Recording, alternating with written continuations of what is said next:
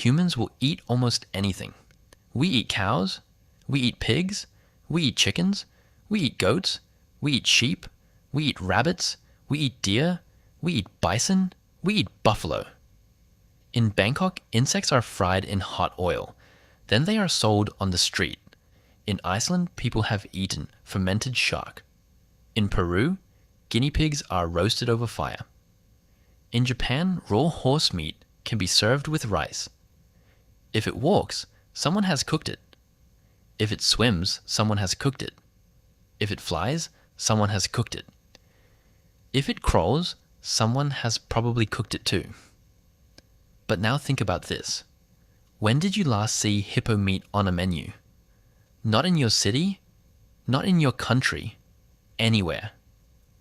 Think about every restaurant you have seen. Think about every travel show. Think about every weird food video. Have you ever seen hippo steak, hippo ribs, hippo stew? Probably not. And that should feel strange, because a hippo is not small. It is not useless. It is not lacking meat. It is one of the biggest land animals alive. A grown male hippo can weigh 3,300 pounds. It can also reach 4,000 pounds. That is like a Toyota Camry in your driveway. Some huge males pass 5,000 pounds. That is heavier than a loaded Ford F-250. One hippo has more edible mass than 2 adult cattle. So this gets even stranger. Hippos live in groups.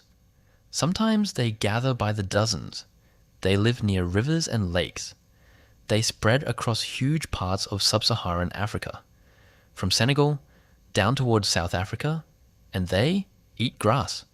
Not special feed, not imported grain, not expensive protein mixes. Just grass. One of the cheapest foods on earth. They reproduce without human help. They have lived beside people for thousands of years. Same rivers, same floodplains, same sunsets over the same water. On paper, the hippo looks perfect. Huge body, cheap food, group living, wide range, plenty of meat. It seems obvious. Humans should have domesticated hippos. Right beside cows, right beside goats, right beside pigs, right beside sheep. So why did 10,000 years of farming skip them? Why did billions of hungry humans ignore the hippo? Stay till the end. The last part will completely change how you think about this. Because this is not just about meat. It is about economics. It is about biology. It is about violence. And it is about culture. By the end, you will understand the real reason. Hippos were not forgotten. They were rejected. And the strangest part is this. America almost tried it. In 1910, the United States nearly imported hippos. The plan was to put them in Louisiana swamps, then raise them for meat. It was a real proposal. It reached Congress. People took it seriously. And the reason it failed explains everything. Before the teeth, before the politics, before the danger, we need to start with the boring part, the math. Because that is where hippo farming starts to die. A beef cow reaches slaughter weight in 18 to 24 months. A calf is born. It grows on grass and grain. It lives behind a fence. In less than 2 years, it can become usable beef. That can mean 400 to 500 pounds of meat. Cattle farming works because humans refined it for centuries. Ranchers know the feed costs. They know the land costs. They know the fencing.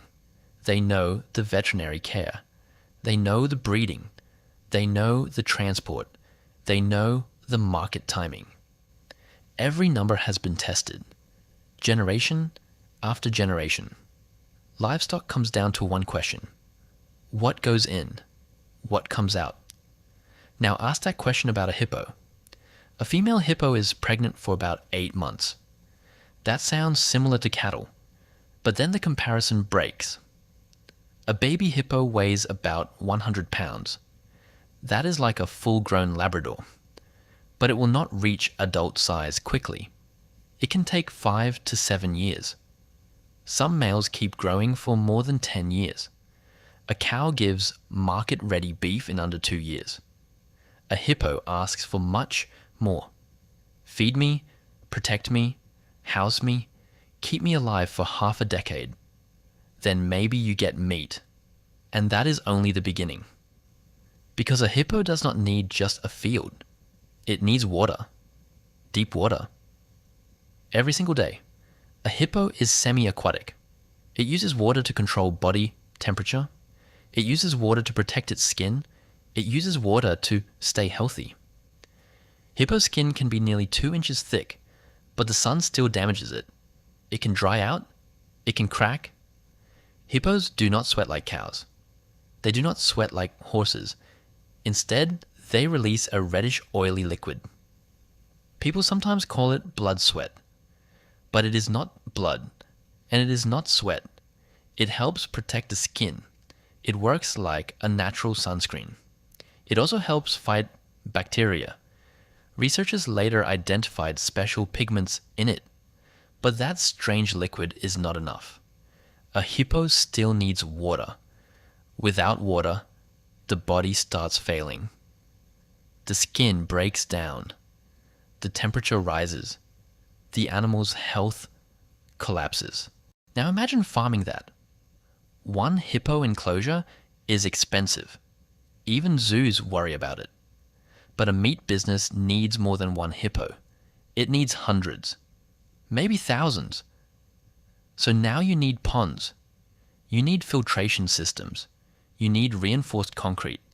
You need barriers that can survive a hippo. Normal fencing is almost nothing to them. You need veterinary systems for giant animals. Their mouths can open wide enough for a watermelon. And all of this needs maintenance. All year. A cow can stand in a pasture. A hippo without water is on a countdown. Then comes the food. An adult hippo eats 80 to 100 pounds of grass at night. A beef cow eats much less dry feed per day. And the cow gives meat far sooner. The hippo eats more. The hippo takes longer. The hippo gives nothing back for years. Multiply that across 5 years, or 6, or 7. The numbers do not look bad.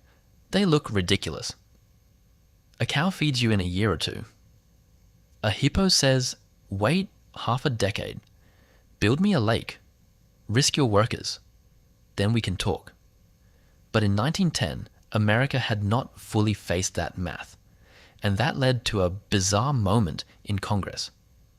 At the start of the 20th century, America had a meat problem. People called it the meat question.